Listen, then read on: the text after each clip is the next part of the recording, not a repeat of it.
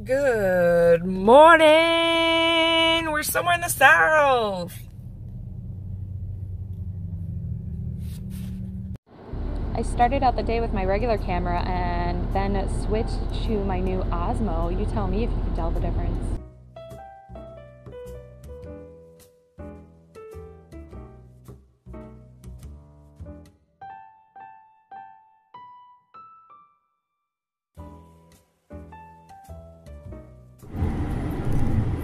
Okay.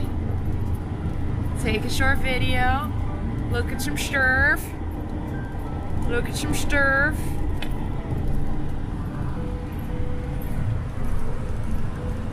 Testing out the new camera. Chris has got his shirt inside out. It's okay, we just woke up. Gonna do the thing. Focus there. And now if I move, it follows you. What? Ah, okay, now exit the thing. That's our dirty windshield, woohoo! Das Swamp. And that's me. Hello! Now you can just turn.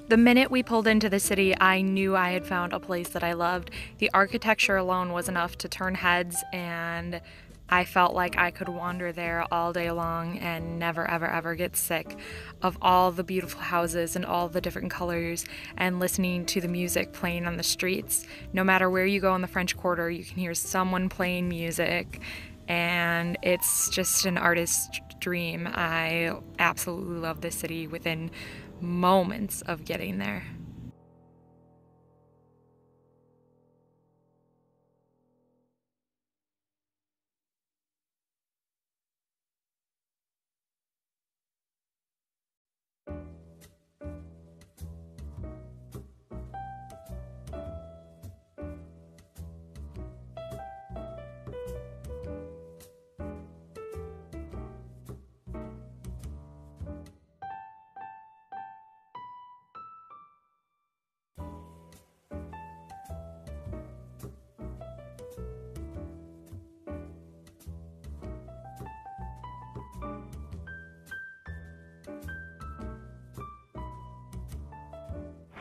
We are in New Orleans, and we are going to go check out the gallery of Craig Tracy, who is a really big body painter, and this is one of the things I wanted to do here. Chris really wants to try out the food. I'm going to have to excuse the sound. Walk slowly.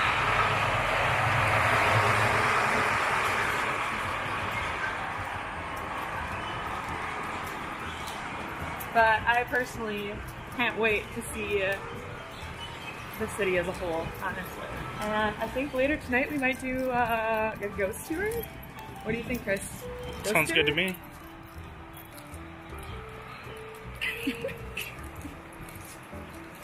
You have to get closer to I'm me. trying to get closer to you.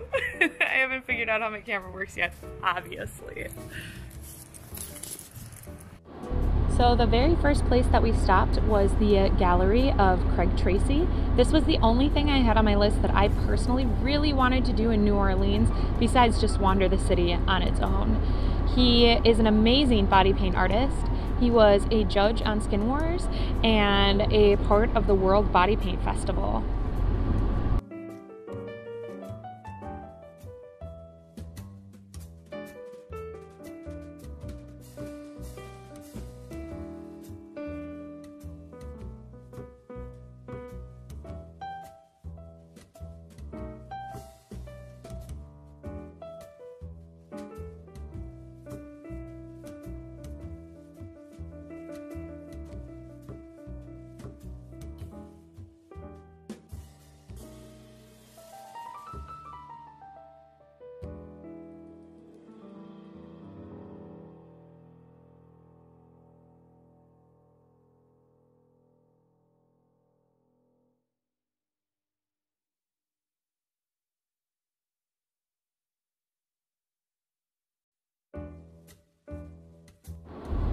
A number of the stores in the areas did not allow pictures inside because they had one-of-a-kind items and artist items that they didn't want people stealing ideas from. But there were a couple stores that I really loved and with permission got to film inside of. One of them was Skull Paradise. I personally bought 2 prints from this place and brought one home for my sister as well. I was totally in love with the vibe. I really wanted to just buy up the whole store, and if I didn't have to pay for school, I think I would have completely redecorated my entire home in this one store.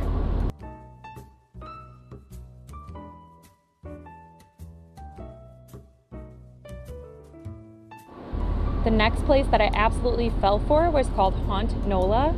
It had amazing original artwork, as well as a ton of pins and patches for a really low, reasonable price. So I ended up buying 2 patches and 2 pins to add to my leather jacket to haul around with me because I really loved it here. I wanted to buy the whole pin board. It was awesome.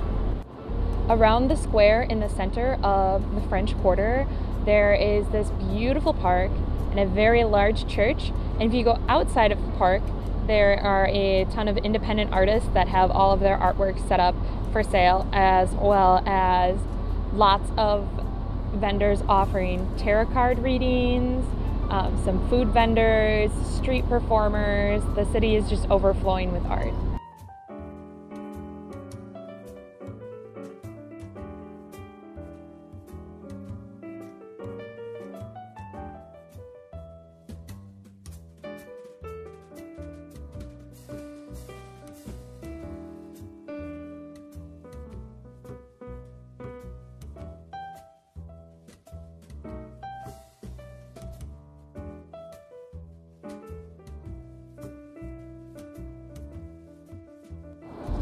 We also decided to stroll through a more haunted part of New Orleans, including the Haunted Hotel, which claimed to have ties to the axe murders that occurred between 1918 and 1919.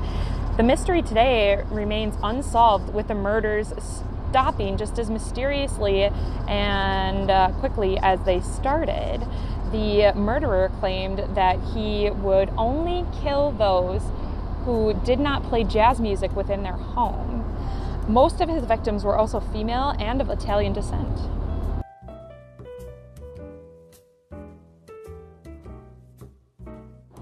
Right up the street from the axe murder haunted hotel, we have one of the most infamous mansions of the New Orleans area, supposedly also one of the most haunted from the heinous murders that occurred inside. Of course, being in New Orleans, I couldn't avoid trying to see some haunted locations. So behind us is the mansion of Madame La Laurie, who is best known for her serial mass killings of black slaves that she owned within her home and killed in the uppermost level of her mansion.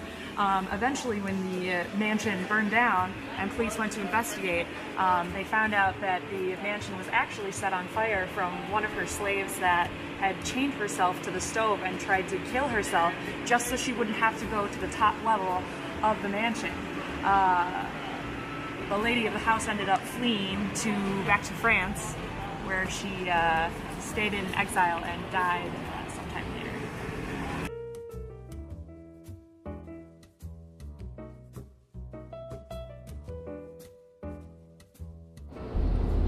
Our night ended rather mysteriously as we got an invite to a secret speakeasy that they said was magical themed, kind of vampiric, and it was probably the coolest stop on the whole trip. Now, I don't want to give it all away, because if you decide to go see it in New Orleans, I feel like you should seek it out and discover the mysteries all on your own, but I did want to give you a small sneak peek of just how cool this place was.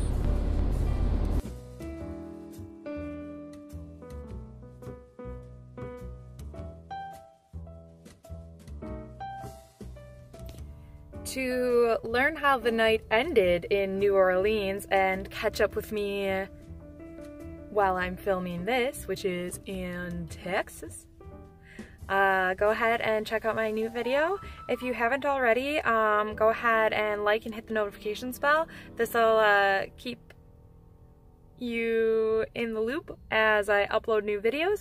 I would also ask that you guys go and check out my Instagram. Right now I'm running a giveaway with another artist, and we're actually giving away a free makeup palette, so make sure to hop on that before it's gone.